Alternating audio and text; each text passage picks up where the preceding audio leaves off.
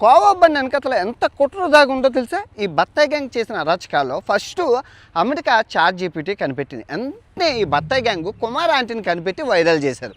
Okay, అయితే China దీనికి బదులుగా డీప్ సీక్ అనే సాఫ్ట్వేర్ని కనిపెట్టి ఏఐని కనిపెట్టి అమెరికాని మొత్తం ఇండియాని షేక్ చేస్తే వెంటనే ఈ బత్తాయి గ్యాంగు కుంభమేళలో నుంచి పూసలు అమ్ముకున్న మోనాలిసాని కనిపెట్టి దాన్ని వైరల్ చేశారు. మొత్తం ఎక్కడ చూసినా అదే. అప్పుడు కూడా చెప్పాను మీకు ఈ విషయం.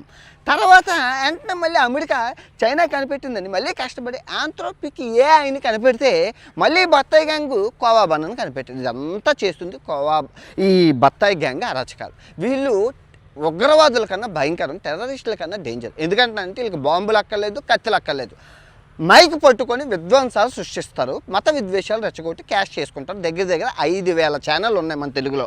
అండ్ 50,000 మంది ఈ వర్కింగ్లో పనిచేస్తున్నారు. వీళ్ళు ఎవరో జర్నలిస్టులు కాదు, వీళ్ళు 10th క్లాస్ ఫెయిల్ అయిపోయిన నాంబిషనా బ్యాచ్. నువ్వు ఛానల్ పెట్టుకొని నీకు నచ్చిన సొల్లు చెప్పుకో, అంతేగాని మైక్ తీసుకెళ్ళి పబ్లిక్లో పెట్టి విధ్వంసాలు సృష్టించుకో.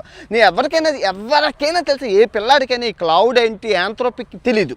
ఈ కోవా బండి గురించి ఎక్కడ చూసినా అదే సొల్లు. టీసీఎస్ పడిపోయింది. మొత్తం ఈ క్లౌడ్ ఆంథ్రోపిక్ రావడం వల్ల Indian stock market, share market కుప్పకూలిపోయింది. TCS, Wipro, Tech Mahindra, HCL అన్ని షేర్లు భూస్థాపితం అయిపోయాయి. ఒకసారి చూడండి, వాటి గురించి తెలుసుకోకూడదు. జనం అందరూ ఎప్పుడు కమాన్ కోసం ఈ మత విద్వేషాలు వీళ్ళ పెట్టుబడి ఏంటో తెలుసా? అమాయక ప్రజలు, మత విద్వేషాలు. ఈ రెండు ఉన్నంత వరకు రెచ్చగొట్టి హిందూ ముస్లిం కొట్టుకు సస్తే ఆ రక్తపాతంలో వచ్చినవే డబ్బులు, వీళ్ళ డబ్బులు. ఈ మత విద్వేషాలు ఎలాగ ఆపాలి అని చెప్పేసి నేను ఫుల్ వీడియో ప్రపంచ యాత్ర ఛానల్లో పెట్టాను. ఒకసారి చూడండి.